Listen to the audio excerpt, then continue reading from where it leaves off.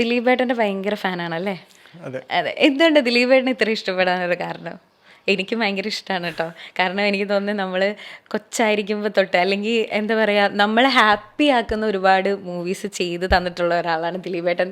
എന്ന് വെച്ചാൽ നമുക്ക് ഈ ഒരു തവണ കണ്ടാലും പിന്നെ റിപ്പീറ്റ് വാല്യൂ ഉള്ള മൂവീസ് ഒരുപാട് ചെയ്തിട്ടുള്ള ഒരാളാണ് ദിലീപേട്ടൻ. പക്ഷേ ഗൂഗിളിൻ്റേതായിട്ടുള്ള ഒരു ഇഷ്ടം ഉണ്ടാവില്ല. അതെന്തുകൊണ്ടാണ് ദിലീപേട്ടനെ ഇത്ര ഇഷ്ടപ്പെടാൻ കാരണം? കൊച്ചിലെ തൊട്ട് ഈ പറയുന്ന പോലെ തന്നെ പുള്ളിയുടെ മൂവീസ് ഭയങ്കര ലൈക്ക് കൂടുതൽ റിപ്പീറ്റഡ് ആയിട്ട് കാണുക, അത് തന്നെയാണ് പുള്ളിയോട് ഒരു ഫാൻ ബോയ് മൂവ്മെൻറ്റ് വന്നത്.